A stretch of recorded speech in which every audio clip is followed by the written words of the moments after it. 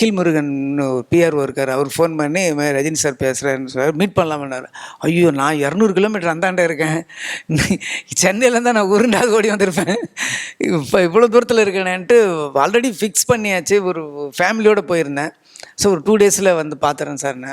சரின்னு ஒரு 2 டேஸ் கழிச்சு போனேன். கஜினி டைம் அந்த டைமில் இந்த டிஜிட்டல் ஸ்டில் கேமராமேனும் கிடையாது. அதனால் போகும்போதே உள்ளே ஒரு ஸ்டில் கேமராமேனையும் கூப்பிட்டுக்கிட்டு போயிட்டோம். அப்போ அந்த ஃபோனில் எடுக்கிற பழக்கமும் கிடையாது. ஸோ அதனால் ஒருத்தரை கூப்பிட்டுட்டு உள்ளே போனேன். உள்ளே போனால் ஃபஸ்ட் டைம் அதில் என்ன ஒரு விஷயம்னா, ரஜினி சார் நான் தூரத்துலேருந்து பார்த்துருக்கேன், ஷூட்டிங்கில் தூரத்துலேருந்து பார்த்துருக்கேன். ஆனால் அவ்வளோ கிட்ட பார்த்ததில்லை. அப்படியே அவர் கூப்பிட்டாரு. கூப்பிட்டு இப்படி உட்காந்துருக்கும்போது கிட்டத்தட்ட ஒரு 1.5 hours பேசிக்கிட்டே இருந்தார். படத்தை பற்றி பேசினார். எந்த கேள்வி கேட்டாலும் பதில் சொன்னார். எனக்கு அதான் ஆச்சரியமாக இருந்துச்சு. அவருக்கு சீக்ரெட்னு ஒன்று கிடையவே கிடையாது. அப்போவே நான் அப்போ தான் ஃபஸ்ட் டைம் பார்க்குறேன். எல்லாத்தையும் இது பண்ணார். படத்தை ரொம்ப அப்ரிஷியேட் பண்ணார். அதுக்கப்புறம் ஒரு ஃபோட்டோ எடுக்கணும் அப்படின்னு சொன்னேன். சரி சார் அப்படின்னா அதுக்குள்ளே கார்லேருந்து அவ்வளோ நேரம் வெயிட் பண்ணிட்டு இருந்தேன். ஸ்டில் கேமராமேனை கூப்பிட்டு ஒரு ஃபோட்டோ எடுத்து, அதுதான் ரஜினி சாரோட ஃபஸ்ட்டு சந்திப்பு பேசுனது. நம்ம சின்ன வயசுலேருந்து ரஜினி சாரோட ஃபேனு. ஸோ ஃபஸ்ட் டைம் வந்து அவர் நமக்காகவே பேசுகிறாரு.